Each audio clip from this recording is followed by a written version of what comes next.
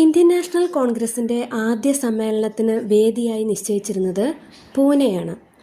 എന്നാൽ പ്ലേഗ് ബാധയെ തുടർന്ന് അവിടെ നിശ്ചയിച്ച പ്രകാരം സമ്മേളനം നടത്താനാകാതെ വരികയും വേദി ബോംബെയിലേക്ക് മാറ്റുകയുമാണ് ചെയ്തത്.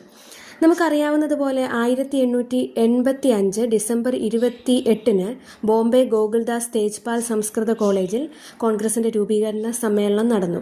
INCയുടെ രൂപീകരണത്തെ സംബന്ധിച്ച് സേഫ്റ്റി വാൽവ് സിദ്ധാന്തം അല്ലെങ്കിൽ സുരക്ഷാ വാൽവ് സിദ്ധാന്തം ആവിഷ്കരിച്ചത് വില്യം വെഡർബൺ ആണ്.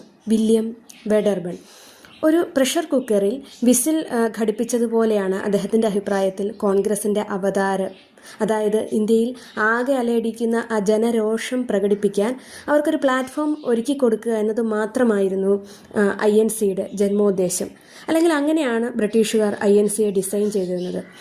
ഒരു കാലത്ത് ബ്രിട്ടീഷുകാർ ആഗ്രഹിച്ചതുപോലെ തന്നെ പ്രാർത്ഥനകളും പരാതികളും പ്രതിഷേധങ്ങളുമായിട്ട് കോൺഗ്രസിൻ്റെ പ്രവർത്തനങ്ങൾ ഒതുങ്ങി.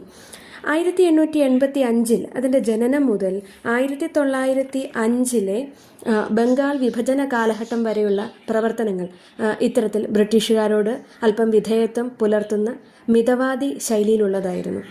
ആദ്യത്തെ INC പ്രസിഡന്റ് WC ബാനർജിയുടെ വാക്കുകളിൽ തന്നെ നമുക്ക് ഈ ഒരു മിതത്വം കാണാം. അദ്ദേഹം പറയുന്നു, ഇന്ത്യയിലെ ഭരണ സംവിധാനം കുറെ കൂടി പരിഷ്കൃതമാകണമെന്നും നമ്മയും ഭരണത്തിൽ പങ്കാളികളാക്കണമെന്നും നാം ആഗ്രഹിക്കുന്നു. ഇന്ത്യയിലെ ഭരണ സംവിധാനം കുറെ കൂടി പരിഷ്കൃതമാക്കണമെന്നും നമ്മയും ഭരണത്തിൽ പങ്കാളികളാക്കണമെന്നും നാം ആഗ്രഹിക്കുന്നു. ഇത്തരത്തിൽ വളരെ മിതമായ ആഗ്രഹങ്ങളായിരുന്നു നമുക്കുണ്ടായിരുന്നത്. എന്നാൽ 1905 ബംഗാൾ വിഭജനത്തിന് ശേഷം INCയുടെ പ്രവർത്തനങ്ങളുടെ ഗതി മാറി.